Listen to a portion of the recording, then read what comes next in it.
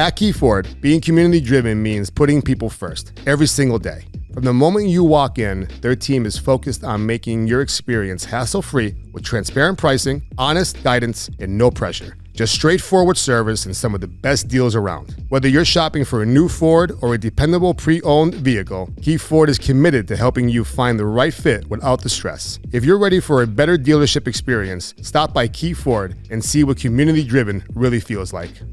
Catch great food, cold drinks, live music, and good vibes at Captain's Harvey's Lake, the newest entertainment spot on the lake. With a beer garden, fun games, and a laid-back atmosphere, it's the perfect place to relax with friends. Head to Captain's at Harvey's Lake and make your next night out one to remember. Welcome to DiMattia.s Food Fight Podcast, sponsored by Key Ford of Exeter, connecting the community one food fight at a time. I'm your host, Brian DiMattia. We're here in Wilkes-Barre, Pennsylvania. We're inside the Conversion Works studios. I'm here with my guest today, Erin. All of this pizza food that's in front of me, and also Erin, the pizza queen, McLaughlin. Erin, welcome to Food Fight. Thank you for having me. You're very welcome. Thank you for bringing some food. Just a little sample. There's more that's off the table as well. I'm currently munching on some double-crusted cheesesteak pizza. And where's this pizza from? Armetta's in Chinchilla. Chinchilla, the Notch. Mm-hmm. Right outside the Notch, yes. Yep, right before Clark Summit. In the Notch. And we're going to get right to it because you came in here hot saying that your Old Forge style pizza is better than anyone down in Old Forge. Now, in my opinion. First, this is the stuffed cheesecake pizza. This would be coming home with me. Most of it anyway. This is just, so there's no grease on the bottom at all. There's sesame seeds on top. Someone in the comments said that you'll love the cheesesteak pizza because there's sesame seeds on it. And it's fantastic.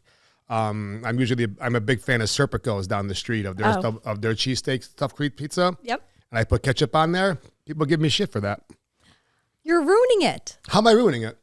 Because it's perfect as it is. Well, you asked me if I wanted garlic sauce to dip it in. If you're a person that needs to dip. Some people need to dip.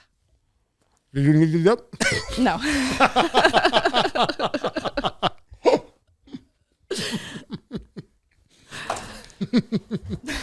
Anyways, this thing weighs a ton.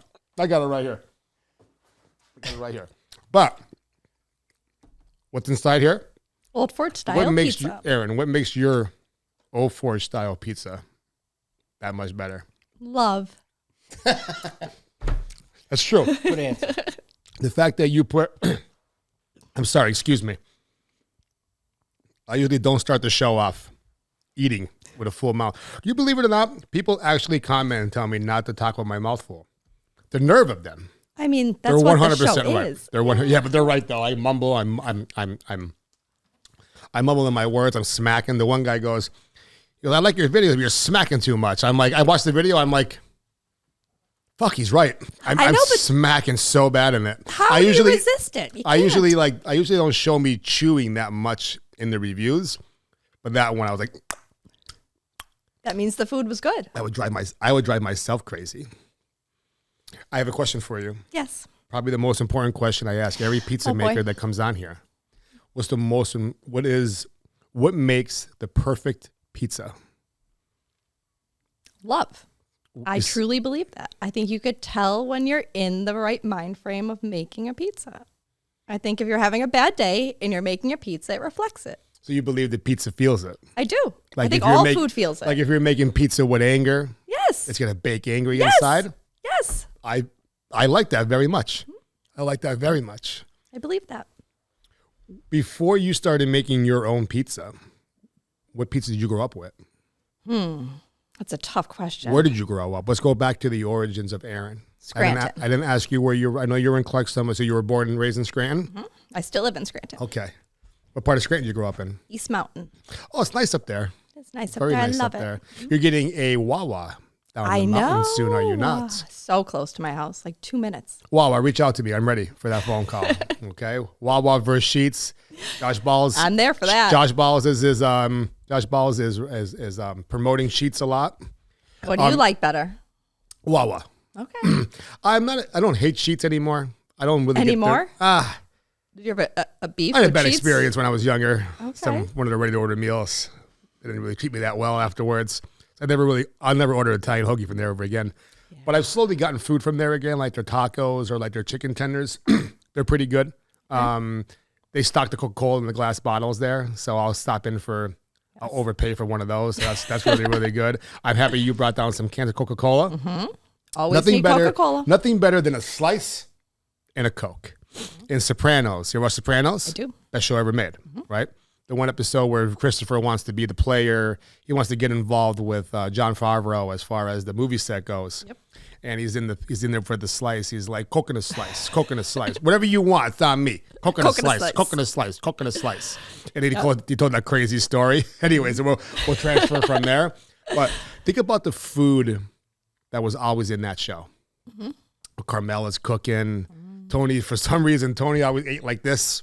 I love that you noticed the food through all these episodes. I love that that's what you're paying attention to. The one episode where Carmela put the green beans in front of the camera, she said the name of them and like that. Sopranos never got paid for product placement. They would do it on purpose. Really? Yeah, that's interesting. They said that they would just do it on purpose. Just like it made sense for the Italian family to do that. But they didn't name drop a lot of stuff, but they absolutely name dropped those green beans. I remember like it was yesterday. But yeah, that's cool. The food that was always in that show, man, food brings people to the table. That's why we're here today. Exactly. So you grew up in Scranton. I did. What got you into the food business? You told me about it, and I'll tell the listeners now. I just love the food industry. It's where my heart is. My first job was at a diner in South Scranton. And which diner was that? George's Diner. It's not there anymore. Okay. It's on Pittston Ave in Scranton. And I started there when I was young, and I just fell in love with everything about the industry. Excuse me. What's your favorite diner food? Grilled cheese with bacon. That's good. What was on Chef David's menu? Was it grilled cheese, crab, and artichoke? Yeah, the grilled cheese, crab, and artichoke sandwich. That was a big. That sounds interesting. That's not a diner food, though. That wasn't. That's not a diner food. No. That's a restaurant food. But it's just a grilled cheese times a grilled cheese. Yes. You know what I mean? Mm-hmm. And French fries with cheese and gravy. Can't go to a diner. You get the gravy on the fries and the American cheese. That's getting American cheese on the French fries is blasphemy. From a diner? Blasphemy. Gravy, yes. No fries. No cheese on the fries. If anything, it'll be cheddar. Erin, this guy puts ketchup on everything. Don't listen to him. Not everything. I didn't put it on my stuffed steak and cheese. Because I didn't bring it for you. I will later on. Later on tonight when I'm home after work and I'm reheating that in the oven. I just finished. I'm spitting everywhere. I just finished the pizza I got from your place the other day. And you still didn't tell me what you think. I'm going to post it next week when episode comes out. So I still can't know? You can't know. The suspense. This has been over a week almost. Hey, I posted the sign of your building. That means the review is going to be good. Oh, I still want to know what the pizza. Even the pizza maker wants to know. He keeps asking. You have everyone on the edge of their seat. You're not going to tell me? I want to promote it the same week we release our episode. Okay, fair. I tell you what. It was in the purple belt, brown belt range. But I can't say which belt it was. Anyways, we're moving on. So we have Old Forge Pizza here. So according to you, this Old Forge Pizza is black belt level. It's amazing. I'm going to go into it. Brian, you want to go in with me? Yeah. Come on. Okay. Come on up. You want an end piece or a middle piece? It doesn't matter. I'm a pizza person. I'm going to go with the end piece because I always do the traditional part. Pizza works. I'll try the middle bit. Are you eating or did you bring? Did you just bring? I just brought it for you. Okay. I'll drink a Coke. I'm stuck on the table. We'll do the can opening together. Yeah. I'm going to need this. 1, 2, 3. Oh. Nothing better than that scent. Nothing better than a nice Coca-Cola. All right, so. I'm getting stuff all over me here. Oh, yeah. Tell me about the crust. It's perfect. What makes it perfect? I like that it's not really heavy, but it's not. But it's still thick. So I think sometimes when you get an Old Forge pizza, I think it's very heavy and you can't eat more than one slice.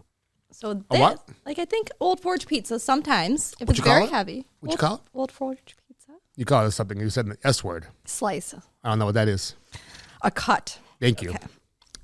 You can only eat one cut. Hey, listen to me, Erin. If you're going to come into the food fight, podcast set and bring me some. This is delicious, by the way. Thank you. Bring me some delicious that means a Old lot style coming from pizza. you. It's delicious. I'm looking forward to giving it a reheat later on tonight when I'm home. But you're not going to call it a slice. It's a cut. Right, Brian? But it's a cut that you can eat more than one of and not be overly full. Brian, I need your opinion over there. This is good. I love the cheese on it. Thank you. On it. What's the mix? I can't tell you that. That's fair enough, I guess. That's not fair. You saw my cooler the other day. This is not. You have a disadvantage. You worked there for a few hours. This is not mozzarella cheese. There may be some in there. Maybe a little mixture of that, but it's a little some American. Mm-hmm. You think I saw in your cooler? I'm blind as a bat. I may have seen. The world will never know. I may have seen products, but you think I read the names off there? No way. I could barely read. Let me give you an example. You see the boxer up there? I do. I can't read any of the words on the flyer. It's because it's muted in color. If that were black. No, I still probably wouldn't be able to see it. I can read. I can't read what you're pointing at. Down there? No, I can't. I see Ultimate Warrior. I don't see what's underneath that, though. I still think you saw the labels on the boxes. But yes, there is a mix. Yes. There is American and there is mozzarella in there. Yes, it's the crust. Like I said again, there's just no grease on this crust at all, which is very impressive because a lot of, fried pizzas are going to be greasy because they're fried in grease. But some Old Forge pizzas is greasy. Will be a little bit greasy. That's the first thing I noticed is the dough. Yes, that's what makes it. Yeah. Mm. And how old is this recipe? See, I bought the restaurant in 2017. Mm-hmm. I kind of gave my pizza makers a little bit of freedom where I don't micromanage like what they do with any of the stuff. So my pizza maker, this is actually his recipe. Was this on the original menu? Correct. Yes. So when you took over the restaurant, so you bought a turnkey operation in the way, right? Yes. How was that process? Horrible. Yeah, I don't get into it. Yeah, let's not get into that. But you bought a turnkey operation. Yes. What led to that? You started off with working in a diner, and then you mentioned that you used to work somewhere else too. I worked in a lot of different restaurants, but give us some of your the one background. you're thinking of is Dominic's in New York. Yes. The food stands in front of Lowe's. Yes. Which is amazing. We should have that guy wheel his place up here, bro. You should have you should have Julian on here. He is I could definitely he's amazing. You make that happen for me? I can absolutely make that I can happen. almost guarantee there'll be sausage and pepper hoagies here. There's still one in Wilkes-Barre. Well, there is still one. Not in Wilkes-Barre, No. in Edwardsville. In Edwardsville. He's down. Oh, I never think about it. He's literally down the street from me. Yes, that's what I all said the time. To you. And his food I've gotten good. I've gotten food from there a couple of times. We used Yes, to mix And he's a the great sausage human. And chicken together on the steaks. sausage and chicken You get together. the hoagies and you get the sausage and chicken together. Yep. Buddy. Portobello sandwiches. He has a portobello Oh. mushroom hoagie with like a teriyaki glaze on it. And, out of That this sounds world. fantastic. Let's pause that for 1 second because I'm still hungry. These are homemade mozzarella sticks. They are. Look at these things, Brian. I don't even know if you can call it a stick. It's like a log. It's definitely a log. Look at that. That's a good looking log. Oh yeah. You still even have pull when it's cold. Yeah. That's impressive. It's okay. I use sauce. Mm-hmm. Okay. That's Ooh, allowed. the sauce is very good. You want a stick? Mm-hmm. Okay. Yes, he does. He has to try all I'm this. just Do gonna keep these headphones off and just keep standing up. And you want me to serve it to you? no, get out of here. I Sit can down. bring it to you. Sit down. Everybody gets to look at my butt. Dunk it. You're not allowed to edit it either. It has to stay in there. Usually the eating takes place like towards the end, but It looks there's too so good. much- You can't wait until the end. My goal is to try a little bit, about an hour, a little bit of everything. You can do it. I can definitely do it I have faith. We got while this. not wanting to go to sleep afterwards. But Oh, you're going to want to go to sleep. I'm going to go to sleep right afterwards. now. Honestly, this whole week, the weekend, there's no relief come the weekend either. Well, that's why you go to the gym, isn't it? Got to make up for all this. I don't sleep there. Well, you're there when you're not here, pretty much. I go to the gym right after this. I work at the gym every day. If you don't know by now, I work at the gym at Good Tree MMA, Wilkes-Barre, right down the street from the Conversion Works Studio, Brazilian Jiu-Jitsu, and Muay Thai. Reach out to me for a free class any day. Do you do children? 5 years and up. My son would definitely be interested. He'll be 5 in July. So can I take you up on the offer for him? Please have him come down for a couple classes. I think you would be better off at the Dunmore location, be closer to you. Okay. Yeah, but you come to both schools, though, if you want to. Okay. Memberships at the Wilkes-Barre also include memberships at the Dunmore location. I didn't know you were in Dunmore. Dunmore, Good Tree, right after Drinker Street. Huh. Okay. Right across from... we used to be over where the Warhorse... Warhorse. Yeah. We moved from there, changed the name, and then they built a new location. It used to be the old insurance building on Drinker and the other street, right by the post office. Oh, okay. So we shared the parking lot, that big parking lot. Yeah. And then there's a still bank there, right? Fidelity Bank? Somewhere, yeah, there's the bank across the street. Yeah, yeah. And then across the street is the post office. And then Good Tree takes up both of those streets. All right. So You're by the Dunmore Barks, that just had the dog mural painted on the side of the building? is that what it is? Mm-hmm. They do a lot of the drawings on the windows down there in Dunmore. Dunmore's a nice place. It is a great place. They care. They're a really good community. I do agree. They're a good community. All right, so let's keep on going with the origins because we're going to get into you buying a pizza place. Okay. So how was it working with Dominic's? It was awesome. Yeah. I learned so much from Julian and his family, even his mom and dad. Just learning how all different kind of businesses work, I think helps make it, I don't want to say easier, but I pull different things from all the different owners and managers I've had throughout the years. What are the top 3 things that you brought into owning your own business from other things that you learned? I'm sure there's more than 3, but could you give me the top 3? Greeting people when they walk in the door. Oh, yeah. I think that's a big thing. You discussed that recently. I think that is huge. Remember that, Brian? Quality ingredients. If you start to skimp on the ingredients, the customers will notice. Especially if they're long-term customers. Correct. And now they're testing the new owner now. Like, oh, what are they doing? And the goal is to get repeat customers. And I think the most important thing would be the community, giving back to the community because they're the ones that in the end support our whole team. We wouldn't have jobs if it wasn't for the community supporting us. So I think community support is huge. How do you tie all 3 of those things in together? Is it a fair question to ask? No. That makes sense? No. What do you mean? I'm trying to figure out what I mean. In a way, it made a lot more sense. It made a lot more sense in my head. So you have those 3 important things. You want to make sure you're greeting all your guests, saying goodbye to them, making sure they're coming back. The quality ingredients are going to keep them there and coming back. They want to try more stuff.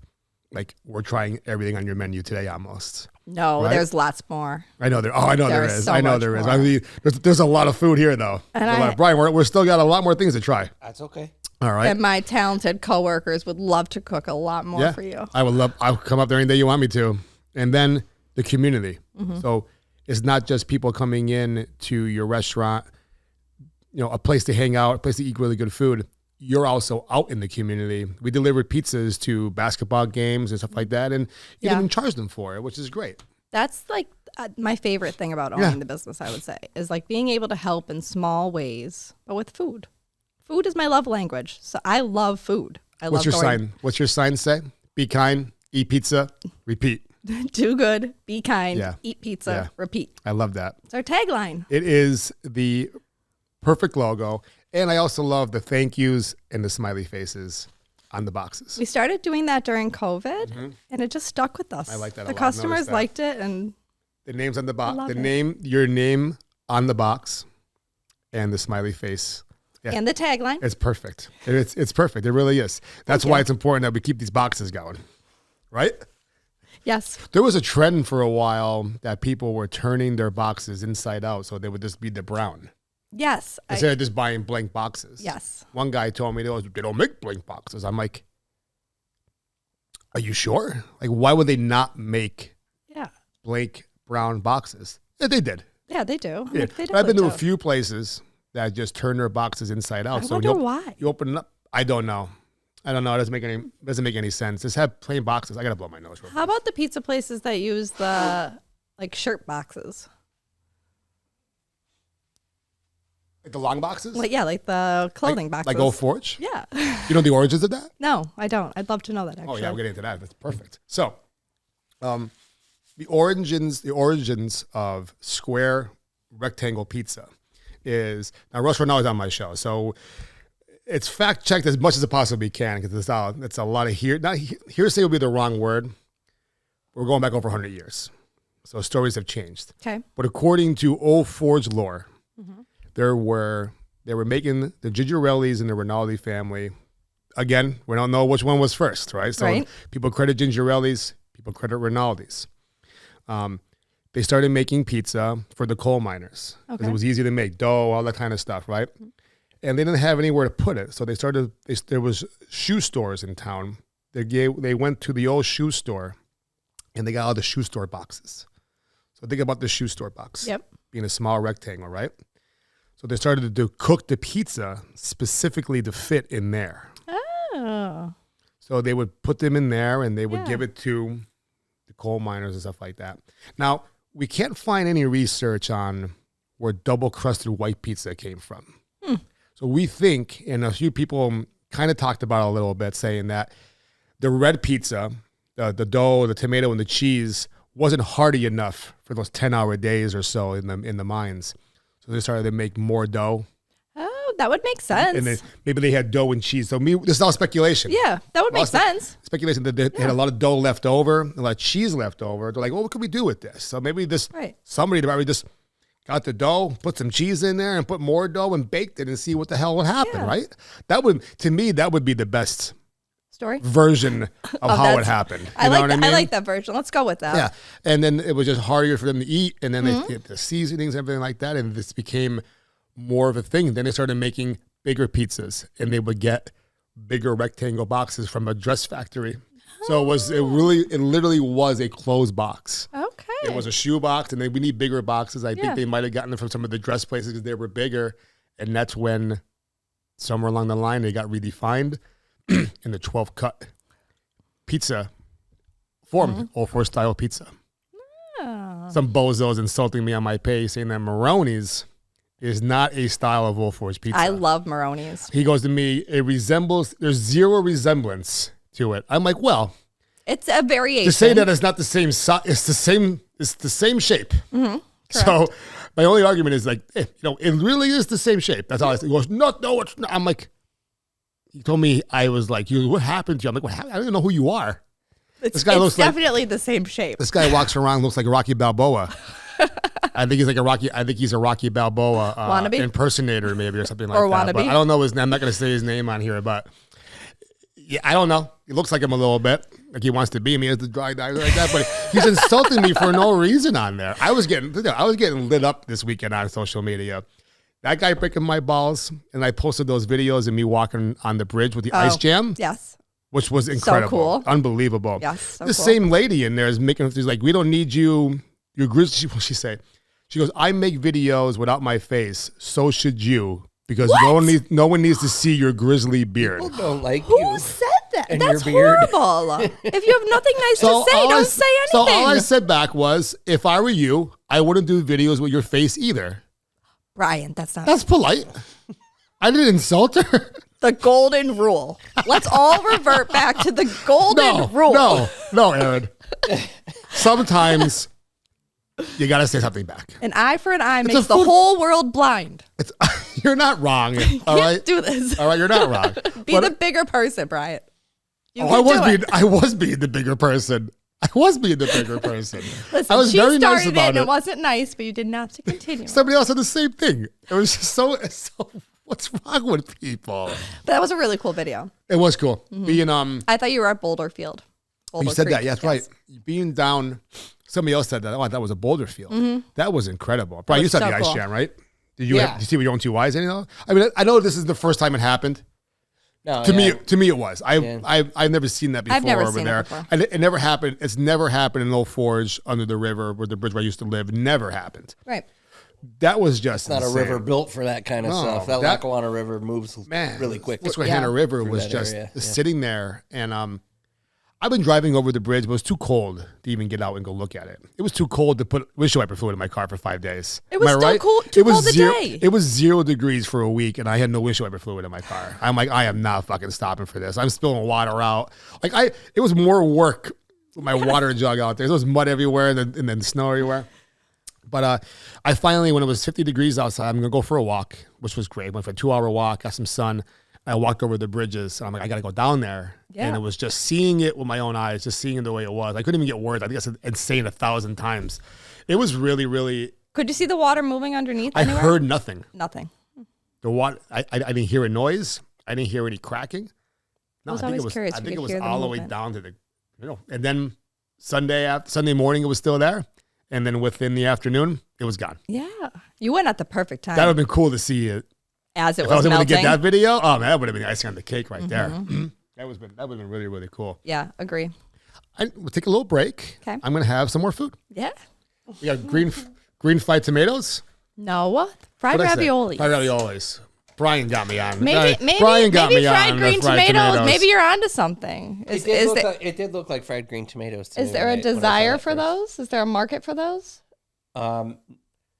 People like those. Oh, yeah. I don't know. Maybe. Fried green tomatoes? Maybe. That's just something we always did growing up. Same. Because my grandma would can stuff all the time, and the tomatoes, it didn't turn fast enough for them. Then, yeah.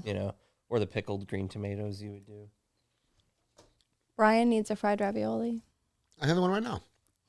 I'll swing around there in a second. For sure. I can make you a little plate. Wait till you try the rice balls. Yeah. What do they call them? Arancinis. Yes. Yeah. I feel like the rice ball is the more common name. I used to always call them rice balls. Then I learned the real name. So I just call them arancinis now. But if I write that on the menu or I put it on the special board, no one knows what it is. So it's just easier to write. Arancini rice balls. That's what we have right now on the blackboard. That's perfect. That's perfect. Pardon my chewing. It's gonna happen. Oh shit! We are both class of 08, Penn State. Really? That's awesome. Yeah, I think so. I always forget the year I graduated. So I'm either 08 or 09. I think I was 08. I do the same thing. Oh wait, I went to school. This is my origin. I was a little bit older when I went to college, and I want to hear your college experience. Okay. I was dating somebody at the time. Okay. She just graduated high school. I was like 20. She was 18. And her parents didn't care for me too much because I smoked pot. Okay. So back in the we're going back to 2002, 2003-ish, where pot was still, oh my God, what are you doing with that joint? You should be getting drunk instead, So her parents didn't care. No, see, her parents only were influenced by her brother. Now, me and her brother worked together, and everything was cool until I started dating his sister. He didn't care for me too much because he knew I smoked pot once in a while. But this is the same guy who him and his friend would come to work every day late because they were hungover from being drunk the night before and driving everywhere because they were angels. Slightly hypocritical. Right? So he never had my back with it. And I always gave her parents whatever. But we're still together for almost a year. But they treated her like she was a child. You're 18 years old. She couldn't go out certain nights. She couldn't go to this. They did everything they can to do whatever. Are you sure that she just couldn't go out with you? Oh, it was. I don't know. I don't know what the situation was. But regardless of that, she graduated high school. Okay. Her parents made her choose between them paying her for college for her or staying with me. No way. I was a good guy. I wasn't a piece of shit. I smoked pot once in a while with my friends. I wasn't drinking. I was 21 probably at the time again too. Yeah. I wasn't going out getting drunk with my friends, and they couldn't believe that. That's crazy. What do you mean it's not going out with friends? I just want to hang out with. I want to hang out with your daughter. Yeah. We have a good relationship together, and they. You think they'd be happy about that? They forced us to break up. Oh, I'm sorry. You know what I mean? It's hard for you. You can't give an 18-year-old girl that kind of choice. You know what I mean? That's not fair. No. So I went to. So they were all about me being a bum. So I'm fucking show them. I applied for Local 1. I applied for Penn State first. Okay. I was so far out of high school, and I didn't give a shit about high school. I couldn't do well on the entry exams. couldn't do a fraction. I'm like, I need a refresh here. So I went to Lackawanna College instead for a couple of years. Graduated from there. What did you study? Business and marketing. And Very then took a little break. Oh, you remember when Brian? You might remember this too. Years ago, we're going back to like 04, 05, 06 maybe. Old Forge Pizza Express. Oh yes, was going to open up. Yeah, it was down by you. Right down by. I drove by it the other day when I came to you. Yeah, I remember. I saw an ad for that job, and I applied for it. And the guy, I went in for the interview, and I was talking to him, and it was going to be whatever it was going to be, but the product itself wasn't up to par, so I didn't want to be part of it. Things didn't work out. Unfortunately, things didn't work out for them, and so be it. But I decided to go back to school. Okay. And I got to stick to Penn State. I went to We Are. Yep. Losing games every year. We are still Penn State. Yeah, we're still Penn State. So I went to Penn State. I went to Worthington. I've been done more. Okay. I was there for a couple of years. I was a super senior. And I graduated. But unfortunately, the last year or so of school is when I started to really get into my addiction. And it definitely affected my school. And school turned into like a job. But I switched. I wanted to be a marketing major because I know Brian loves this show, Mad Men. No. You never watched Mad Men as a marketing guy? No. Mad Men. I don't watch much TV, dude. You know what I'm talking about? Yeah. So Mad Men with John Hamm. Mm-hmm. So it was all. It was a Don Draper. Don Draper, 60s and 70s, 60s into the 70s marketing agency. Okay. So they had all the Marlboro ads, all the every brand that we use now. They made it seem like they were the agency that promoted them. So yeah. I kept watching. I'm like, wow, this is unbelievable. This is so cool. So when I went to school to be marketing, it wasn't really like that when I finished, but I didn't care about anything in my life at that. When I graduated when I graduated college, it was a great accomplishment, but I could have did a lot better in my senior year. I kind of wasted my senior year, kind of floated by, half-assed it, got shitty grades. Live and you learn. You live and you learn. GPA, right. And then, here we are today. But I was still able to do it, but I went to school for spite. Hey, as long as Why'd you go to school? I went to school for spite. That's my college origin story, and I pay for it every month. I don't know why I went to school. My parents never pushed me to. They gave me the option. Did you go right after high school? I did. They didn't push me to go after high school. They told me I could either get a full-time job or I could go to school if I wanted to live there. But they didn't push either way. I don't know. I made the decision on my own that I wanted to go. I wasn't ready to move away. So I did Worthington for 2 years, and then I moved down to main campus. Yeah. Crazy down there. It was it was amazing. We might have been at the same Ohio State game on Halloween. I don't know. Remember by any chance? I worked at a restaurant down there. Yeah. Surprise, surprise. And I actually worked almost every Friday, Saturday, and weekend every year that I was down there. I came down there it was Halloween weekend. Okay. I don't remember what year it was. I can't. I was still at Lackawanna, I think. I don't remember what year it was. But 04 or 05. When I came down there for Halloween weekend, and they were playing Ohio State. And every time I went to a Penn State game, I grew up hating Penn State football. For the origin story. I grew up around a bar near my house called GI's Bar. I worked at GI's Bar, fun fact. Let's stop the show for a second. When did you work at GI's? A few years ago, right before I bought the restaurant. Oh, so before GI's stopped being GI's. It was still GI's. Yeah, but it's not GI's anymore. That's what I'm saying. Yeah. My friend, then it shut down. Friend Alina. Okay. You probably know Alina. Pompe Musco. Her sister Janice was dating the owner. Okay. GI's. And I used to bartend. I think it was Tuesday nights, Monday nights. What a small world. I grew up the street, 6 houses up the street from GI's. Okay. On George Street. Yeah. And then there's it's a cute little neighborhood Then back there's there. Mary Street that goes to Main Street. Yeah. Gingerelli's is on the caddy corner. That was my first pizza ever. Really? First pizza ever. My mother's, she goes, Brian, 100%, the first pizza you ever eaten as a child was Gingerelli's pizza. I love when our kids' first pizzas. Yeah, like I love that. When people send me their pictures of their kids eating our pizza for the first time, it's like the greatest thing. It makes me so happy. I love that. It is. It's. Oh, You'll always remember that being your first pizza. I'll never forget it. And they're supposed to be reopening, so I really hope that they do. I really hope that they do as well. So we grew up on GI. So I lived on George Street, and then all my friends lived on Mary Street. Such a cute bar. Jesus Christ. Such a great little people. I could name them all. I would walk down. There would be GI's here. Right next to it was Anthony Cusimano. He owned the bar at one point. He's the one that put the pizza oven in the back. Okay. And extended it. So where the pizza oven went and the extra seating, that was Russ Giglio's grandmother's apartment. I'm going to name drop. So I grew up with him. His was right there. Okay. And there was GI's. And then their aunts and uncles lived upstairs. Then right next to it was the other house, Anthony Cusimano's house. That's his parents still live. Yep. So they grew up there.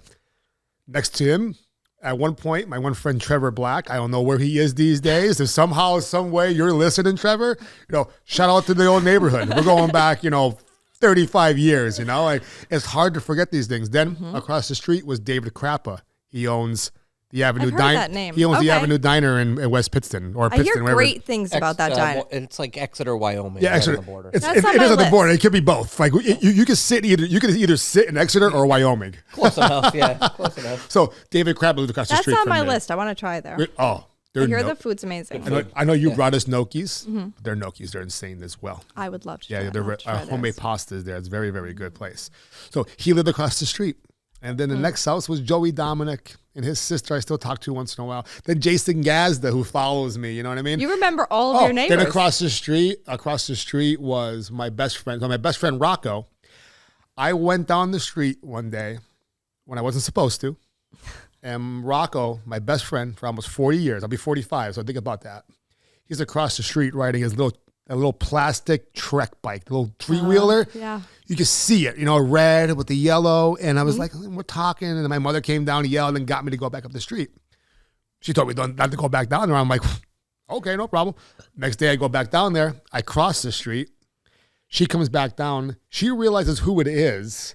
She went to high school with his parents. Oh, small world. So then me and him became friends from there. So his grandmother lived across the street with their aunt. They had a huge garden in the backyard. Because you said it was like, I immediately went back there when you said it was such a cool cute neighborhood. It is. On the one corner, Rocco lived there. Across the street was my cousins, the Tomasettis. Oh. At some point, the Tomasettis used to have a place called, Brian, you ever hear of Famish Fanny's? Back in the day? You've talked about it before. So Famish Fanny's Hoagies used to be in Duryea back in the day. No. Caddy quarter from Kaminsky's Market. It's a car lot now or whatever. It had a little fire in there. But they would make, remember I told you the cheesesteak? Mm-hmm. That's the origins of that cheesesteak, the cheesy cheese. Yes. Okay. See how everything ties together? See, that's the joys of small towns. Yep. And all ties together. And then around the block was the rectory where the nuns lived. And we played, and their yard was huge. We played football and baseball in there for years and years and years. It's still there, right? Right. So we played there for years and years and years. Then the house next to it was the race car driver, Joe Amato. Really? Joe Amato, very famous. He was the NASCAR. No, it wasn't NASCAR. It was the funny cars. It was the drag race. Top fuel dragsters. Yeah, the big long. So he owned all the. He was born and raised in 04. So I'm sorry, his wife was at the time. So he built this house in Old Forge. And cool. When he was racing, he never bothered the neighborhood kids. We were never a nuisance to him because he was hardly ever home. But when he was home, he let us go into his garage. If his garage door was open, we'd be peeking. He had unbelievable cars in there. So he will bring us in there every once in a while, let us sit in his race cars or his Ferrari, cool. All that type of stuff. It was great. We're like, wow, this guy's unbelievable, right? Yeah. He retires. Now all of a sudden, he's home every day. He does not want us playing football or wiffle ball in the nuns' yard anymore. Because sometimes we run up on his hill a little bit. So this is where we played baseball and football for my whole childhood, my brother's whole childhood, probably before that. Sorry, Joe, but unfortunately, you continued to play football? You told the church that if we didn't stop playing football, you weren't going to give the church any money anymore.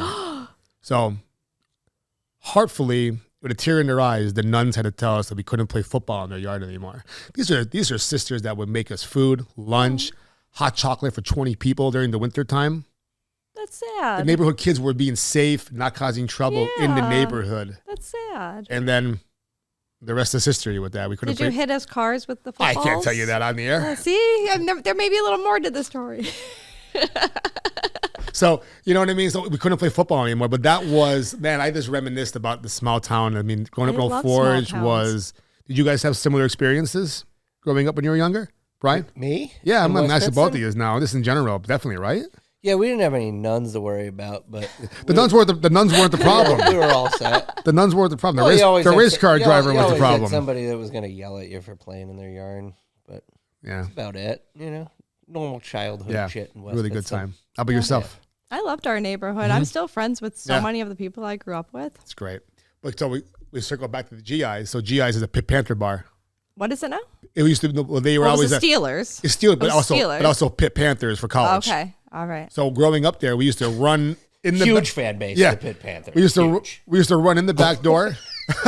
We used to run in the back door and run out the front door. By the time we did that, we hear 100 times, Penn State sucks, you like Pitt. Penn State sucks, you like Pitt. So I was just groomed That you didn't like Penn State. to hate Penn State football. I love watching them lose, and they never let me down. I bleed blue and white. They bleed too. They bleed. Well, They bleed all the rough losses at the worst times. You win some, you lose some. They had a really bad season. They had a really bad season. They had a really bad season. It It was was a hard bad to season. watch. Yeah, it was a bad Not as season bad this as year. Pitt's Oh, I don't. existence. in For the football, record, but- I don't give a fuck about Pitt Panthers. Okay. Are you a Penn State fan now? No, I'm a fan of watching Penn State lose every year. outside, I of, love like, watching college football. You went to Penn State. I'm part of the alumni. You have. I'm proud you to have be. a degree I'm proud. From Penn I am State. proud to be Penn State alumni, but I'm also proud to hate their football team. It's a fair argument. It's fair. Yeah. Who's your favorite football team? Penn NFL. State. NFL team. I don't really follow that. Why? You live in Pennsylvania. You should be a Steelers or a Eagles fan. If I had to to pick, I'd pick Patriots. But you live in But Penn State. But you live in Pennsylvania though. And I like Penn State, so there. That's my Pennsylvania. Big Dick Nick. Did you ever eat when you were down Philadelphia Eagles, baby. in Happy Valley? Did you ever eat We at had Are You Hungry? dollar slices. We had. That was it. Did you eat at Are You Hungry? Oh, I yeah. don't know what that is. That's where I worked for Okay. years. Yeah. My friend is I still talk to him all the time. He's the one that started that. It's a shit. genius concept. Yeah, I think Are You Hungry? No, no disrespect to your friend, was like the second place that I've ever eaten from, and like immediately threw up without being gosh. drunk. Stop. Well, it was just so much food. They had They have these fat Fat bitch sandwiches. Don't bring me into this. No, I'm trying to tell you the sandwiches. Fat sandwiches. Yeah, it was like the one was like it was the fat bitch. Yeah, It was like, our shirt said, what was it, like we a love che- fat bitches, Yeah. or I we think I've love seen- fat blunts. They I were think our I've work se- shirts. That was So what it we was wore. like a love hoagie, fat I think it was a blunts. cheesesteak with like a chicken finger. It is. And, Mozzarella like a mozzarella sticks, stick. and- ketchup oh, yeah. and mayo. Yeah. That's too I much, still man. remember how I made it. Yeah. You know what? Oh, Those he rough. had a That was line rough. out the door Oh, yeah. that wrapped around the block, and we were open till like 3, 4 a.m. Oh, that place was the place to be. You know what's a bad combination? Mozzarella cheese on a cheesesteak. Doesn't taste. You can't taste. You can't taste it. Oh, so good. That's not just fucking me. Yeah. It's weird. What is that? I don't hate it though. I think what I think it might need. I'm just thought about it now. Maybe more salt on the mozzarella cheese as it melts. Or just a saltier mozzarella cheese. Depends on the mozzarella cheese you use. We have here arancini, also known as a rice ball. I'm a Cooper cheese on a cheesesteak guy. But I do love Cooper cheese. I used to not like Cooper cheese, and I must had something weird. It's like Well, American. I Do you like thought American it was. cheese? I had a sharp cheese. I don't think it was Cooper. I think they lied to me about I it. don't love sharp cheese. I'm not a fan of Parmesan cheese either. And we use Pecorino Romano. I'm still not a fan of This is good. Take me through this. What am I tasting in here?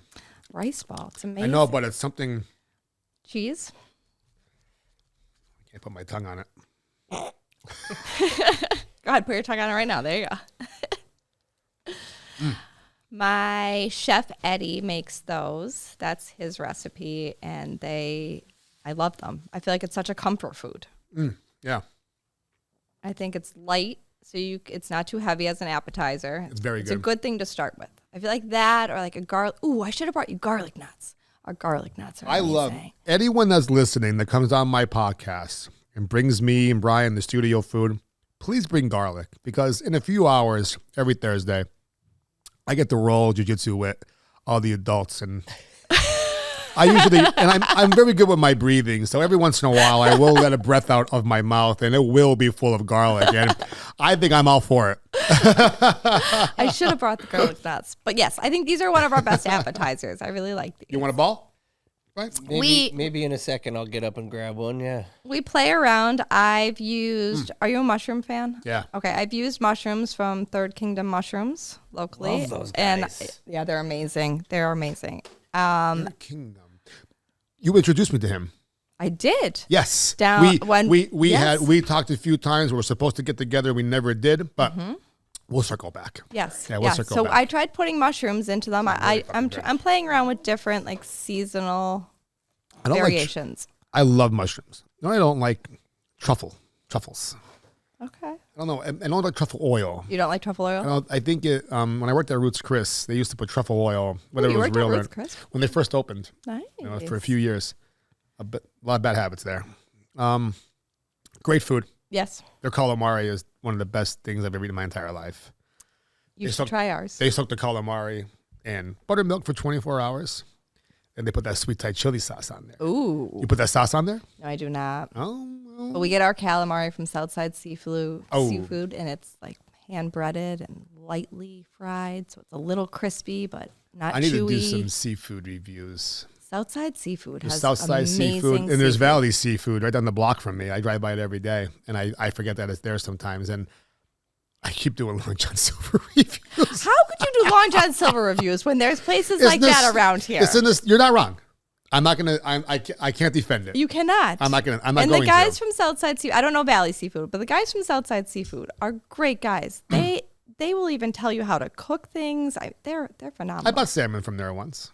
You No, should- I have seafood. It's Lent right now, so I have some seafood spots on my list. And Valley Seafood is really close to my house, and they all make fish fries. That's my favorite thing: fried fish. Yep. Oh, We have it on special right fish now and for chips. Lent. We do fish and chip, fish sandwich. We have on special. I love a good fish sandwich. But to answer your question on Long John Silver's, Hush puppies. nostalgia content. There's no other. Agree. I mean, I grew up going to Long John Silver's in Music by Same. Kmart with my mother. Same. I mean, we go once a week, if not more. Right, Brian? It's because there's no earthly reason that Long John Silver should still be working down there. It's the one in Edwardsville. It's just it's sitting where the there. flood happened. That Kmart is When you vacant. sit in that There's no- parking lot and you span out into that parking lot, it's insane. The people of Edwardsville deserve like a medal for keeping that place open. I mean, it's. I mean, the parking. I don't know how the parking lot even for Long John Silver's need to be redone. At least imagine they redid just the whole parking lot The beautifully, square around it. and then the background was just moss and grass growing out of the. There's more grass than there is pavement for that. There was a hills there, right? Oh, I miss hills. We mentioned hills last episode. There was a hills down there, was there not? I think that was in the Gateway. I don't think. No, It was that in the Gateway. That was Kmart for. Maybe there was a Hills. Oh, there was. You're right. I apologize. That's right. Somebody will tell you, Kmart was there, and then the rest. Kmart was behind the Long John. Yeah, that was Kmart there, and then There's the probably been a Hills restaurant. in the corner. The restaurant. There was a Render supermarket. Yeah. And then there's the. It was Jim Dandy's, right? The restaurant that was there. Mhm. Jim Dandy's to the rescue. I didn't know there was a Jim Dandy's. Jim down Dandy's there. to the rescue. I'm pretty That was location number sure 2. Somebody's gonna I didn't yell know at that. us if Oh not, no, so it's okay. was it the Mark It was restaurant? the Mark II. Yeah. I think it was called. There was. I remember the Mark II. There's Jim Dandy's up by your me. place. Up by your place. That's the one I ever went to. Somebody will correct us. Don't Yeah, whatever that was. It was a Mark II, or it was the Jim Danny's that was in that location down there. But I remember when Hills went out of business. I also remember Children's Palace. Mm-hmm. Brian. Do you remember Sugarman's? Yes, we're going up the Brian, kids, up, kids. What? Get ready. We're leaving. Where are we going? We're going up the Iron. All right, I'll be right down. That's how that Saturday. That's how that Saturday exactly. morning Yep, went. yep. Going up the. I remember specifically where we're going to go buy me a bike, and at the time my father had Toys R a Us? fucking Sugarman's. Sugarman's? My father had a Pinto station wagon. You know what I'm talking about? Yep. Chevy. Where They don't make those It anymore. was the one that would have blew up if they got hit. That was the one. Did it have the window in the back and the And seat that you faced out? No. It didn't even have the little circle. It was the station wagon. It didn't have the little circle. I think those circles, those little windows, I think they were customized by people. Those There were was cool. there was the window in the back and the hatchback. It was like a little pickup thing in the back. I used to sit in Yeah. the back of me. My father had these gigantic speakers in the car. So I would sit like this with no seatbelt on back in the 90s, right? We're driving on Kaiser Avenue. We're almost to Taylor. And I remember my father saying, he goes, Jesus Christ, there's no brakes. I go, what do you mean? The car's got no brakes. I go, what do you mean? He goes, there's no goddamn brakes, Brian. I I go, does that mean we can't buy a bike? How old were you? I don't know, 8 or 9. But it was. I remember fair. the bike we got though. It was blue. It was a 10-speed. It was blue. It had big tires. Was it a Huffy? What was it? It was probably a Huffy. It was royal blue, and it had little yellow like lightning streaks going all around it. And at the time, Old Forge was royal blue and gold. Dude, this bike was amazing. I would have drove up there with no brakes. I remember it though. Yeah, Brian, no goddamn brakes. I'm like, So how'd you stop?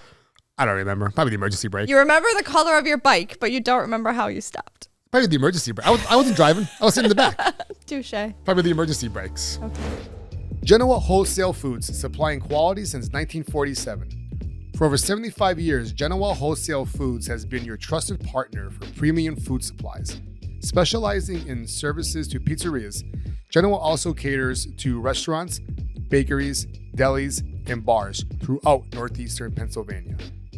They proudly offer a blend of both private label and national brands, helping you find the perfect products to meet your restaurant needs. With local deliveries and the care of a family-owned business, they are committed to making your success their priority. Choose Genoa Wholesale Foods for reliable, top-quality restaurant supplies that keep your business running smoothly. Genoa Wholesale Foods, locally owned and operated for 3 generations. Call Genoa today at 570-823-6142 or visit them online at www.genoafoods.com. Oh man, this turned into like a Did you have those cool things on your spokes that went up and down? No, girls did that. They were cool. No, then they came out with bikes like Trek I have and a Mongoose, Trek right now. $700 Trek bikes. I have a Trek. I bought a Trek from my. $700. There were though. Oh, years ago, yeah. Yeah, years ago, like them. Yeah. But the bikes then they were like my blue and gold bike was like 100 pounds. The Trek you could pick up with your finger. Mm-hmm. Those were some bikes. We used to go on some bike rides. You remember back behind James Way? Yes. In Taylor? Yes. Fantastic. What the fuck was it called? You know what I mean, though? It was a pool hall at one point. You ever come and hang out? No, but the wooden. No, yeah. I'm talking about. So behind Walmart in Taylor used to be called James Way. Yes. Yeah, I remember those stores. But behind it was like bike trails, and there was a certain name for it. I wrecked really bad back there. I almost killed myself back there. I tore my leg up from my shin. I know. Way. That's why. Yeah, that's why I knew you probably don't remember it at all. But James Way was there. And they had a name for what the fuck was their name? But you would ride back there. I remember I tore my leg up so bad. I had a cell phone back then. So we're young. And the cell phone was like this big. The antenna comes up, right? Cellular. Black. Open. Yep. Maybe Frank sold it to me back in the day, you know? Probably. So I remember having the phone in my pouch, the pouch in the back of the seat. And we called my mother to come pick me up. My leg was fucked. It tore off like skin layers. Oh. And the bike survived though. Oh, no, I had to get a whole new the gearbox thing on the bottom, new chain. So I went. Survive. It didn't survive, but it was fixed. It got fixed. Though. I brought it up to the place in Taylor, right on Bernie Avenue. Remember Bernie Avenue? You said the bike store there. Cedar Bike. No, it was a block away from the supermarket on Bernie Avenue there by the ice cream place. Oh. I can't think of the name of it either now. Yeah, I could picture that. You picture that? I can't think of it. There's not a lot of bike shops anymore. There's not. There used to be. Do you think kids will know how to ride bikes, or will they all be the e-bikes now? Will they actually know how to pedal? Let's pause this kind of these e-bikes, these people on these scooters. I almost hit someone yesterday. He pulls up behind me, no blinkers, no lights. It's dark outside on Wilkes-Barre Township Boulevard. Scary. Should be illegal to drive those things. They should, yeah. On the road. With no lights and no. I know. It's just insane. it is definitely illegal. They've addressed that. It absolutely. If it doesn't have lights or a turn signal, it's not legal. It absolutely drives me absolutely crazy. It makes me worry that kids aren't going to be able to ride bikes anymore. I agree. We had a bike store in Old Forge, Main Bike World. And they moved down this way, Brian. Main Bike Road was down in the Kingston Corners. Now it's Schwinn. It was burned. Well, it was a Sickler's. Yeah, and then now it's nothing. Excuse me, Sickler's. Yeah, Main Bike went in Old Forge. Sadly, it burned. I think somebody died in the fire. Really, that's sad. And they never rebuilt it. Right in the corner, and across the street now, it's like a gaming world though. Right in the corner there, that was Main Bike Road. Those for the longest time. I remember that. We're going. I'm a little older than you too. Not so much. I was going back 4 years. Oh, I thought you were 35. Oh yeah, let's go with that. I like that. I'm going with that. I enjoy that answer. Yeah, I'm going with that. I'm going with that. All right, we circled off the pizza trail for a while. And you're eating more of the rice ball, which means you really like that, huh? I ate the whole thing. I'm going to need a dark room after this. I can offer you a soda. Would you like a soda? I got 3 hours of jiu-jitsu to do later on. That's going to be fun. I couldn't do that. I'm doing my dancing practicing too for Dancing Stars. That is so cool. That's going to be a lot of fun. Please go on my my page, donate. It goes to Kiss Kiss. It's a great, I appreciate it's a great cause. I appreciate your donation. Absolutely. Thank you very much. It goes to a good cause. It's going to be fun. Mm-hmm. It's going to be fun. I think it's going to be a great We have time. an awesome I really song hope that we're that I singing can make to, it too. there. Oh, Yeah. Can you tell us what the song is? No. Yeah, I could. It's a DMX song, Okay. which is fucking awesome. That is awesome. Yeah. Really cool. Yeah. Very cool. We have our whole skit. I'm going to be walking down, and we're going to have something to do with the crowd. Then we're going to go on stage. Were you always a dancer? Were you a dancer? No, I'm not a dancer. How did you get involved with this? I went to the Dancing Stars last year Okay. to watch my friend Mondo Salavanti dance. Okay. And he crushed it. I had to go watch him do it. Wait, And- from Old Forge? Yeah, Mondo. I'm friends with his sister, Megan. Okay. Megan. DeBilio, no? Cousins. Okay, cousin. Yeah, cousins. Yes, cousins, I believe. Yeah, his sister's Mia. Okay. Mia Salavanti. She's married. That's Mia Falco, I believe her last name. That's his sister. He used to come in GIs. Who's that? Yeah, no, everyone lived in GI. It was a great spot. But I went to watch him dance, and I remember the one host that year was Chris Bohinski Okay. from PA Live. He goes, "Why aren't you dancing?" I go, "I don't know. I'll fucking dance next year. I wanted to. I saw the way it was, but I got the call this year to do it. I'm like, do you want to? I'm like, yeah, absolutely. Did you pick your partner? No, or they teamed this up. But my partner Heather Reed, she'll be coming on the show on the 20th. We're gonna get an episode in before the show starts. But she is the professional. She, correct me if I'm wrong, but I think she worked for Disney down in Florida for years. That's then awesome. Cove happened. Then she was a 76ers dancer. Ooh. And That's an impressive so resume. she's also an MMA coach. Real So cool. like So we're it the works out perfect then. partner. Yeah, yes, the perfect partner. So Yeah. I met her brother Kyle Reed. They own another gym in the area. You guys Brian, are I you have to talk guys to going to win? I got to talk to you about after the year, dude. They reached out to be on the 570. Who Maybe did? get NEPA MMA. Okay. Maybe get a little bump. Okay. I know a guy. Okay. Who produces that show. Yes. I also know the host pretty Yeah, good. yeah. Give him a little bump, right? So, Erin, when I did the getting to know the 570, me and Frank sat in here about 3 hours. It was I think I might have dozed off. Yeah. I'm not sure. It was the whole day. It was a long episode, I did a meeting in the morning. I did 2 recordings here, another meeting afterwards, and then we did a 3-hour conversation, me and Frank. Then did you go coach? I went home and went to sleep. I didn't go to work that night. I was here for 9 hours, here the whole day. Yeah, me Here too. the whole day. Yeah. I remember that. It was It's a pretty cool place to hang out all day. It was a though. marathon. Yeah, it was really, really cool. What I'm is a getting at nice it, studio. I still want to do an episode in the room though, because I want to sit there. It's so cool in there. Yeah.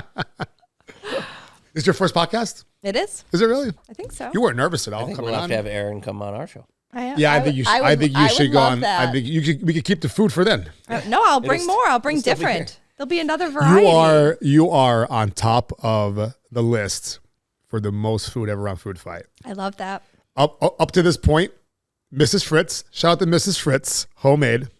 She brought 4 gigantic tubs of pierogies. It wasn't here, Brian. Brian, it wasn't here. No, it wasn't. She brought 4 gigantic tubs of pierogies. Now, when I'm talking pierogies. about the big tinfoil Yeah. fucking things Yeah. The covered up. catering trays. I'm talking butter. Yeah, half pans. I'm Were talking they the half pan deep ones? Oh yeah, no, they were not. They were the half- full pan? They were Full the pan full deep? pan. No, wait, there was 2 full pans with half pans, with 2 half pans in each of them. That's what it Okay. was. And it was just pierogies. Speaking of, I should have brought you Pagash pizza. I didn't love even think Pagash it's pizza. Lent. I love Pagash pizza. That's okay. Well, have me on the other podcast, and Pagash. I'll bring you Pagash down. pizza. And I Frank love- can't eat any of that. Yeah. And we use real potatoes, Yukon Gold, hand peeled. I was bullshitting with Frank last night. He sent me a picture of the steak he was eating. I go, what's that go? I go, what's going on right there? He goes, that's my homemade egg salad and avocado. I go, that poor fucking avocado. Why? I hate egg salad. I almost threw I'm up. not I an- knew I'm it not looked- an egg I salad knew it looked. person. I knew it looked suspicious when I was looking at it. Let me show you. I like avocado. I'm not an egg I fan. knew Egg it salad. looked suspicious. What's wrong? I don't know. Look Why at would that. you eat egg salad with steak? Why not? Yeah, it looks good. Egg salad, Sure. garlic, and avocado. I believe you said it was. I worked in a hospital, dude. I've eaten tons of egg salad. It's fine. That doesn't make it right, Brian. No, I can't do it. You're better off with the Jello or the pudding. Egg Jello? No, if you're in a hospital, I would eat Jello or pudding, not Just- the egg salad. I don't know what it is. I love eggs. Same. I can't eat hard-boiled eggs. Same. So that I can't eat egg salad because hard-boiled eggs Agree. is just mushed egg salad. Totally agree with you. So But I what's love your take omelets. on deviled eggs then? No. You same. fucking know my take on deviled eggs. No. I'm asking Erin. Oh, okay. No. I know. I'm the He same. doesn't like, he's the food reviewer that doesn't like delicious stuff. That is not true. I know. That's bullshit. I gotta bust him. I don't like deviled eggs either. No? I Okay. would have to say I like omelets. I love quiche.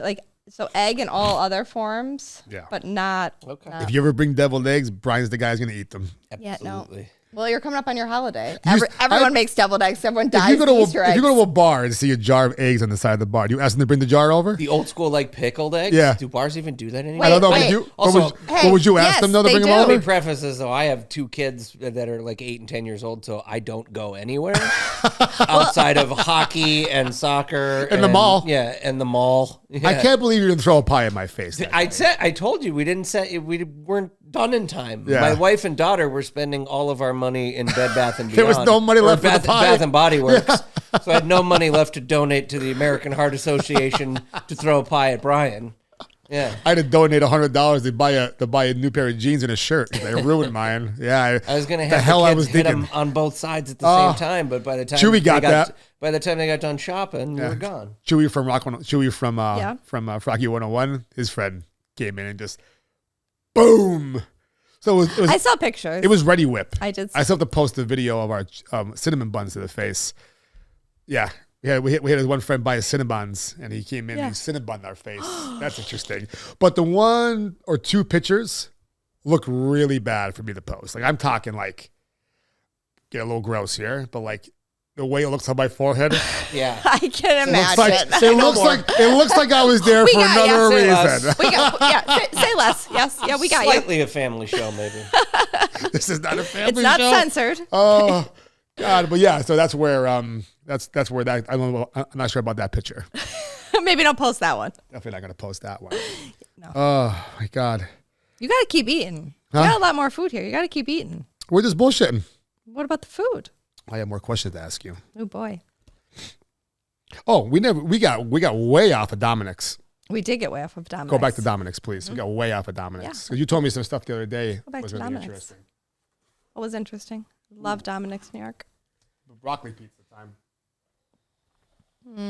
Look at that crust. Look, even sitting here, there is no flop. There is no flop. That is impressive. I love broccoli pizza. Tell me about this broccoli pizza. It's a New York style white.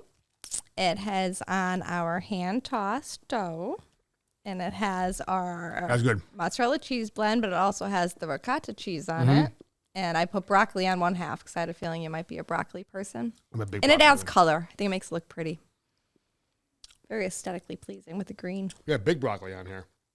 That's our typical broccoli. Like That's that. what we use on our pizza No, that's very good. or in our calzones. So give me a 5-minute Dominic story. 5 minutes. What do you want to hear about? What was it like working in that little stand? It was That's worth the story. okay. So it was probably one of my favorite jobs. It was definitely not the most glamorous job by any means. And I It's will hot- say, hot in there, cold in there. so I worked one summer and it was actually so hot. It was a heat wave that the news station came and they interviewed us because the owner, Julian, would only allow us to be inside. We called it the box. Yeah. For so many minutes before we'd have to come out and take breaks because it gets so hot. You're in a literal hot box with 2 grills and there was like no space around. I give him credit for all the summers that he is out there. You will not get that smell out of your clothing. I think I met him once at a fair. Darker skin, grayish, little gray hair, Italian guy. Blonde hair. Wasn't him then. Could have been his father. Could have been somebody else. He was really. Is he around our age? I forget exactly where and when it was, but he was really, really nice. Such a nice guy. That's all I really got on that one. But the sausage was incredible. You should definitely have him on your show. Yeah, I'm gonna go. Is he always at the stand in Edwardsville, or he works constantly? And what else is really cool? I just saw this year. I think his son, who was born the year I started working there, is now working for him too. Is his only stand the one down here? That's the only one, but he goes to festivals. Okay, so he's right. At like the Italian festival. You'll see him all around. Yeah, we're still in the off season for that. We are. Unfortunately, it's not warm yet. But I'm sure in the freezing cold weather, I had to put my money on it. He's standing there making. So it's one of your funnest jobs. It actually was, and a great family to work for. And that's very important. That's important. I'd say I've worked at a lot of restaurants, but the ones that stand out the most are the ones with like the great owners, the ones that treat you like family. Casabella. I don't know if you like Italian food. I do love Italian. I love Italian. Casabella. I've never been there before. You haven't? No. You've never been to Yes. Yeah, I've never been there before. I've seen pictures. I've seen people talk about it before. Man, there's so many places. Greatest family. Yeah, there's so many places. Like that is one of the nicest families that I've ever come across. And their food is just unbelievable. Yeah, that's going to be on my list there. You were telling me that he has to buy products from a certain place. Correct. So it's all a franchise at Dominick's New York. So unless things have changed since the many moons ago that I worked there, everything is like a franchise. And like the peppers are all their brand and everything. That's what you were telling me. Yeah. So I feel like that's kind of hard, but it also keeps for consistency in product. So I see where they're coming from. But if you run out of something, what do you do? Right. You close up. Like what are your options? We'll go buy a pepper. So I feel like there's disadvantages of that too. All right. So you went from working in these places, going home, to being an owner, where you probably haven't gone home in years. Well, I have 2 young kids now. So in the last 4 years, I have been home more than I was in the beginning. What year did you buy? 2017. Okay. November. All right. So 2017. You go through the process of that. That's now your baby. All right. Everything else we leave out. What was the first thing you did what was opening day like? Day one. Chaos. That had to be a fucking day. It was a Friday. You didn't do a Monday soft opening? Wasn't up to me. Interesting. A lot of things we won't touch on, but let's just say the first day didn't go as without saying too much, because I don't like to talk negatively. Yeah, you don't have to. Right. But I was under the impression that the old owner who sold it to me was actually staying on with me to help me run the restaurant. And that was it. That didn't happen. Now it's up to you. How did you handle that? And how long did it take for you to fix everything to be like, okay, I don't have a choice now. I have to do this. I got to step up. Like minutes. And I had not met the staff before. Yeah. I met them 5 minutes before I opened the doors for the day. So I had no idea who my chefs were, I didn't know a single person in the building until the day I opened.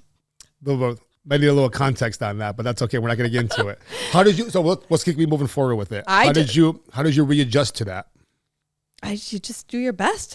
I was honest. I told the staff, I don't know what I'm doing here. We'll learn together, meet each other. We just make the best of it. What was their reaction? They're awesome. It's awesome. A lot of the same people there that I met? Yeah, yep.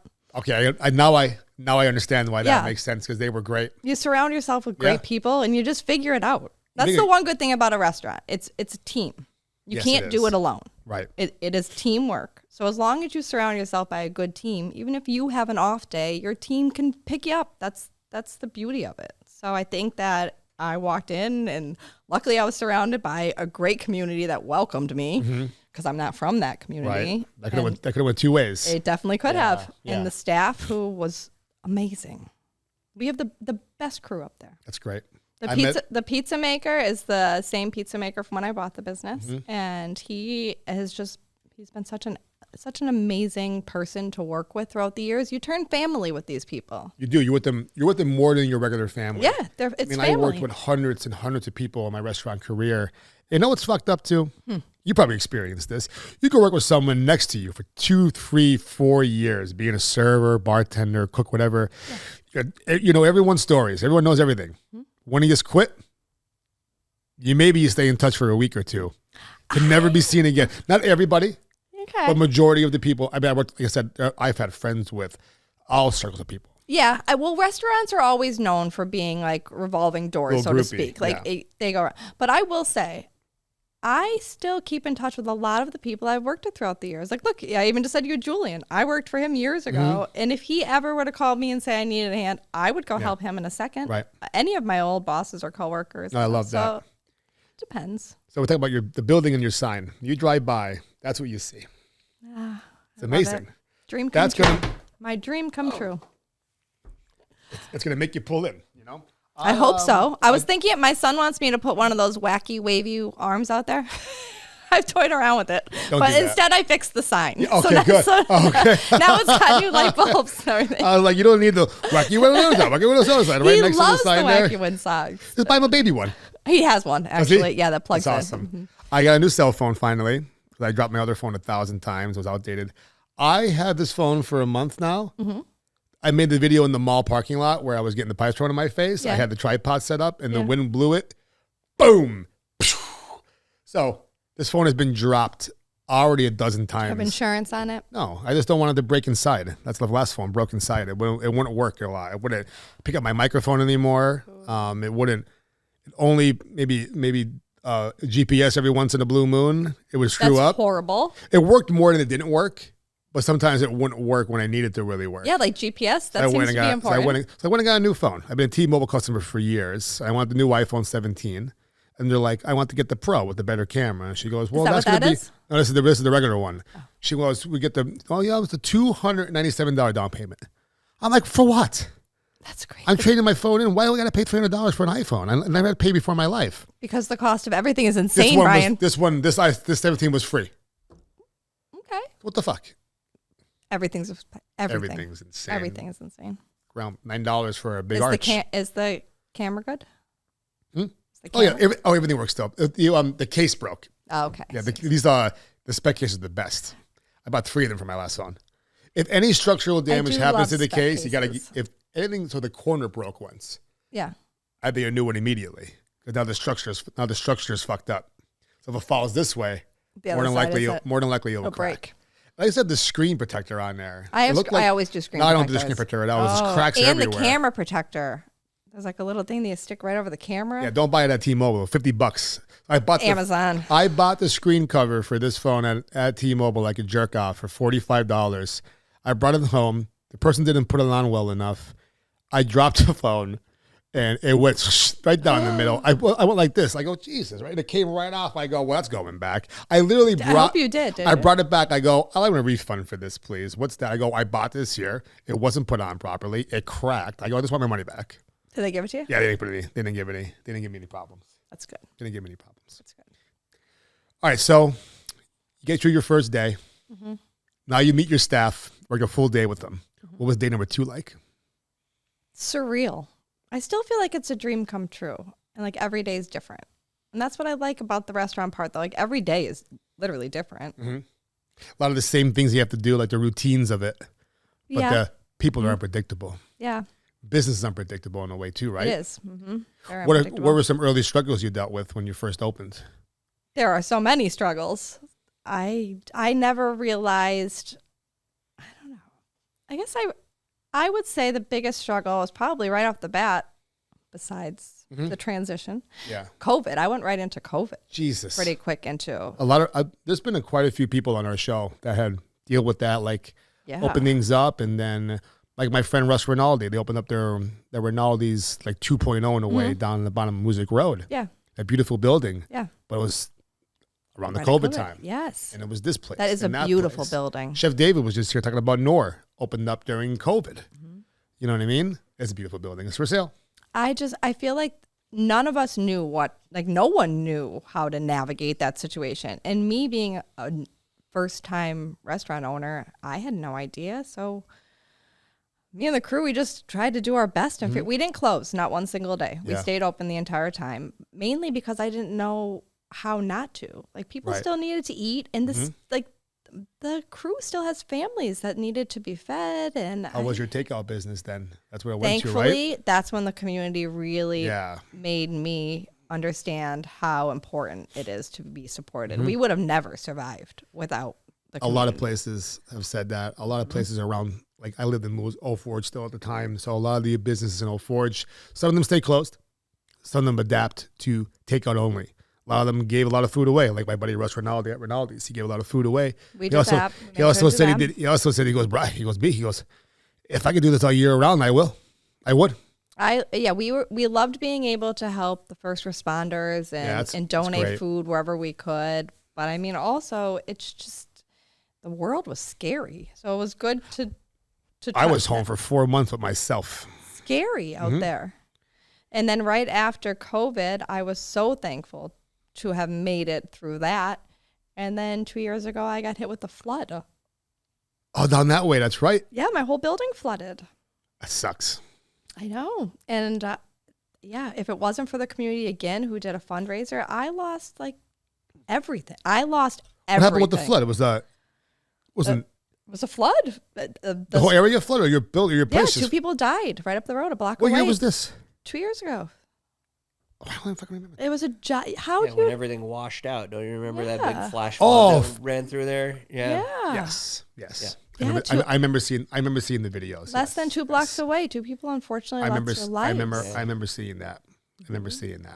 Yeah, so it's crazy. Yeah. The community again rallied around.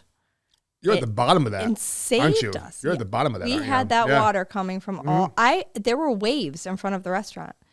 Like actual white caps. The insurance company called it white caps when we shot the videos. You have videos? Oh, yeah. We used 50-pound bags of flour to stop the water from coming into where the guests were seated because we still had customers in there.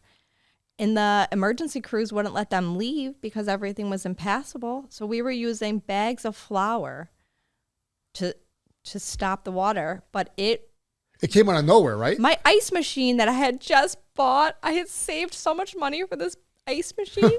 The staff, they don't even look in the basement. It was floating in 4 feet of water, just floating past the steps. You had to laugh because I never in my life thought that I would see waves hitting the front of my building on Northern Boulevard in Chinchilla. It was like nothing I've ever seen. Right? Oh, man. So you don't prepare for that. And the staff stood by and they helped me clean that place. We scrubbed that place. I had a local business offer to sponsor my payroll until I could pay them back so that the staff can be paid. And it just shows you that the community can make you. If you're good to them, then sometimes it actually does come back to you. It's like people came in, they're like, you always donate to our kids' basketball team. You always donate. We want to help you. And they would come back and they would be the reason why we survived a second traumatic event. I love that. I love it so much. That really is. If the flying monkeys come, I'm out though. I don't know what else I don't know what's next, but you'll get through that too. You'll get through the flying monkeys as well. You know what? We will. We would. I'm not going to give up on my dream that easy. It's my happy place. I might not ever make a lot of money, but it's my happy place. Being happy is what matters. It truly does. I left my job at the casino where so it was real fast. Like I couldn't imagine. I remember sitting home for months during COVID. I'm like, man, imagine I still worked in the restaurant business right now.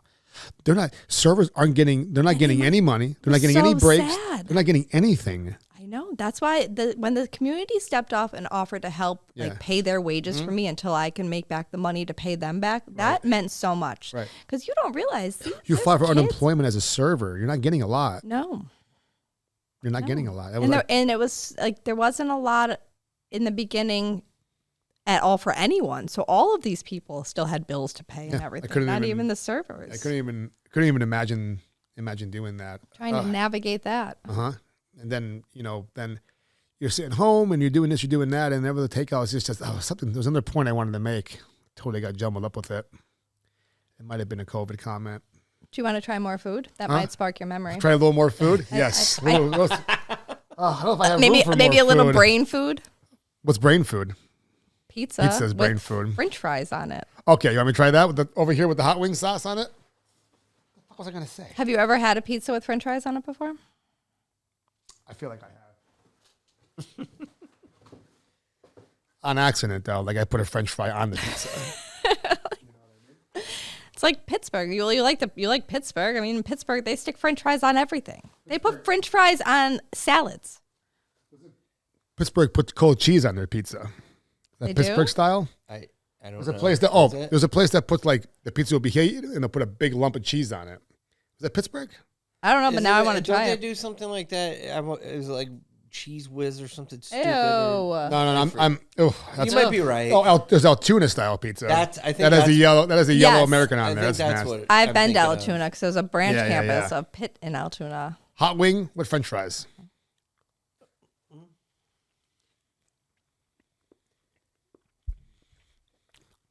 First thing, the wing sauce has a little sweetness to it. Here comes the heat. Yeah, do you like spicy things? No, I do. I'm in. this is good though. I have good, another though. podcast tonight. Come on. I'm gonna be sleeping. We have, for people that don't like spice, grab your Coke. We have extra mild wing sauce. I'm sweating Oh no. a little bit. Right here, Grab it up we'll there. give you something to cool down. No, actually, it's nice now. It's settled in there. You ever see that show online where they eat the wings and it's the super hot sauces? Oh yeah. Matthew McConaughey's like this. He's eating it. He's choking on it. He's like, what's the fucking point of this shit, man? He goes, what's the point of it?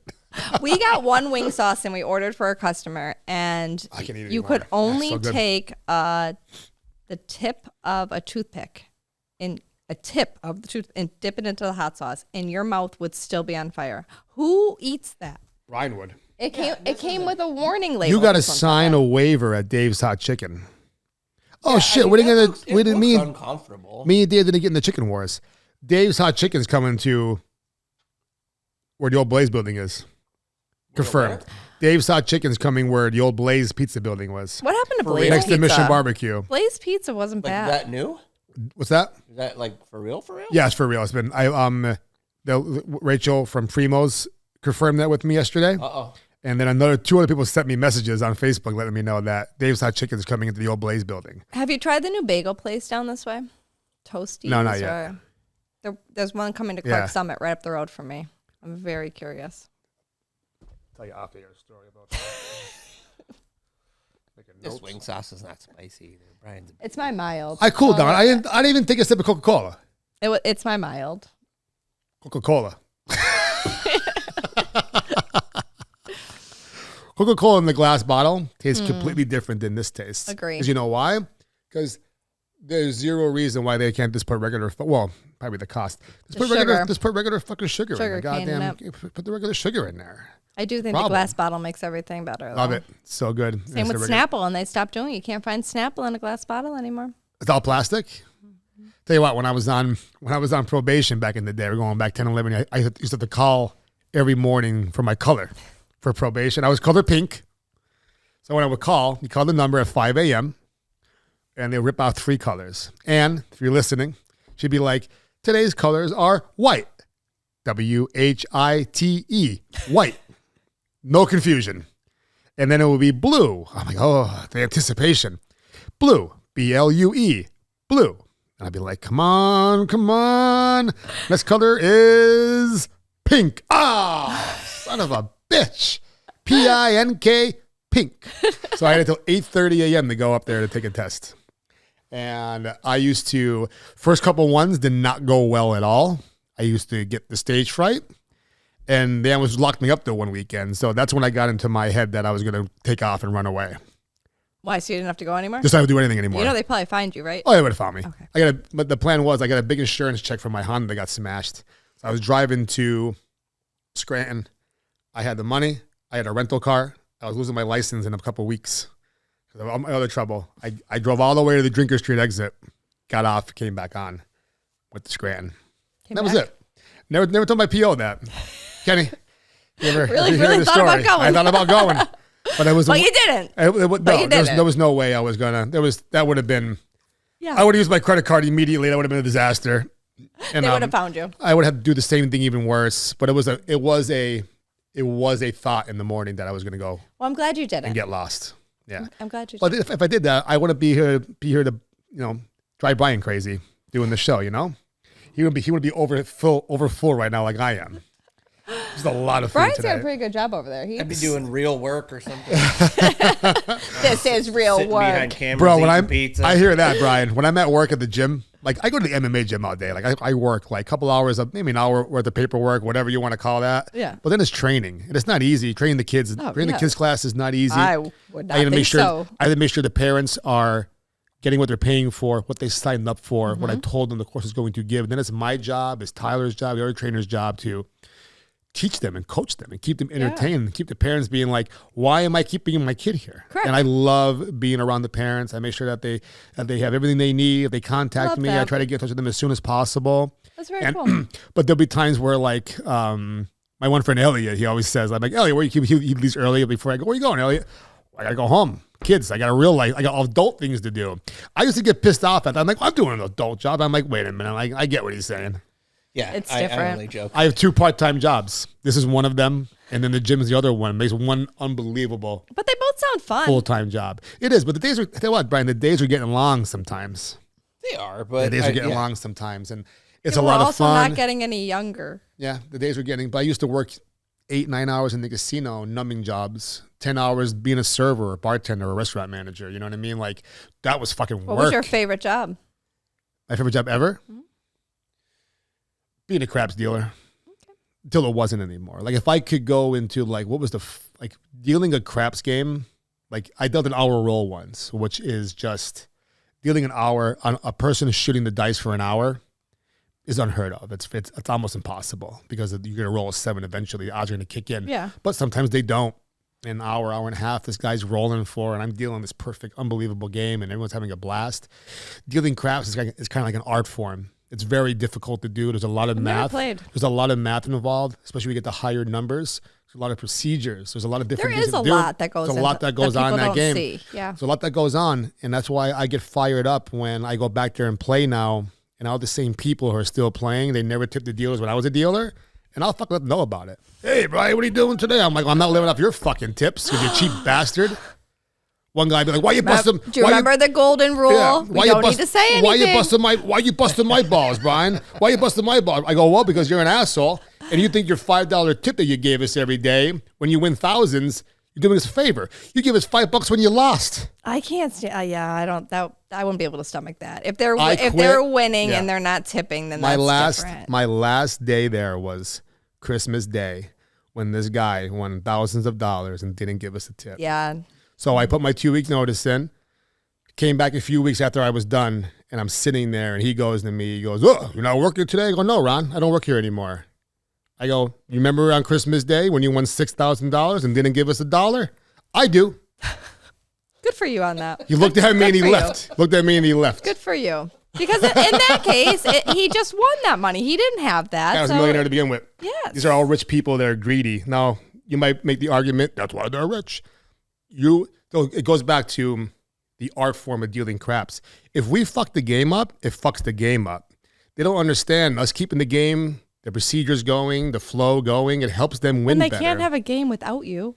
That's a very important part too. They think you can. And then they're mean the new dealers. I've never gambled like in my life. I've never gambled. Yeah. I mean, I've maybe put like a few dollars in a slot machine Yeah. in my whole life, but I do think that there is like an art behind and like a skill. That's all. That there is skill to that. Yeah, it was the hardest, besides getting sober and learning jujitsu, being a crabs dealer was one of the hardest I ever did in my entire life. There's not too many things that I can imagine that are going to be harder than that. There's a lot that goes into it. tough. People don't see that. It was a year being on the floor, getting hounded by players. And it was, but like I said, that was probably being a car dealer was one of my funnest jobs. Were you wide awake? So they pumped the place with oxygen. Yeah. feel I was like wide that- awake my first 9 months. I eat Adderall like it was candy. Gosh. My first 9 months. Then after that, it was just water and food. And oxygen. They pumped those places with Yeah. oxygen. It was a good time. It was a fun time working in there. Cigarette smoke everywhere. I can smell it right now. Do they still let you smoke in there? You can smoke in there, yeah. It stinks in there. Like a smoking section? I'll be there this Saturday. What are you Fights coming up. Fights. Boxing matches coming up. Yeah, it's gonna be a good time. I'm doing the ring announcing. It's gonna be fun. doing? Ooh, that's cool. Yeah. That's That'll why I've be been fun. giving everyone ring announcing names lately. You know what I mean? Yes. Erin, I appreciate you coming on Food Fight. I appreciate you having me. What do you want to say to your customers and your community? Well, they're probably the same. So what do you want to say to them? I love them. That's all you need to hear. That's all you need to hear. That's all you need to hear. Where could they come see you? That's people that's listening here. They can come any day but Monday. Where could they come see you? At 329 Northern Boulevard. The Notch. Right through the Notch in Chinchilla, right before Clark Summit. It's a nice ride there. It is. It's an easy ride, right? And even from here. I was super close to Jim Mary. I went up to Jim Mary Belly's, the NEPA pizza review guy. Love he made him. me pizza in his pizza garage, his Pizza Academy garage. The only person I love more than Jim is his mom. Yeah. His mom is an amazing woman. Is she? She is. Maybe someday I'll meet her. Is she a better pizza maker than Jim? I don't know if Kitty can make pizza, but I know she makes donuts. Oh, I met her once. Have you met I met her at the WVIA pizza party. Kitty's a Yeah. I'm pretty sure I met her there. She's awesome. That was really good. She's awesome. She's Jim's biggest cheerleader. That's good. I think my mom's my biggest cheerleader too. I love Quietly. that. Same. My mom saved my life when I got in trouble Aw. 11 years ago. She was there to pick up the pieces. Here's to moms. I'm telling you. She's the best. I She's agree. The best. I would. Without my mom's watching my kids right now. Yeah. Well, we'll sign off that way. Love you, Mom. Yeah. Love you, Mom. All right. Food Fight signing off. Signing off. Thank you.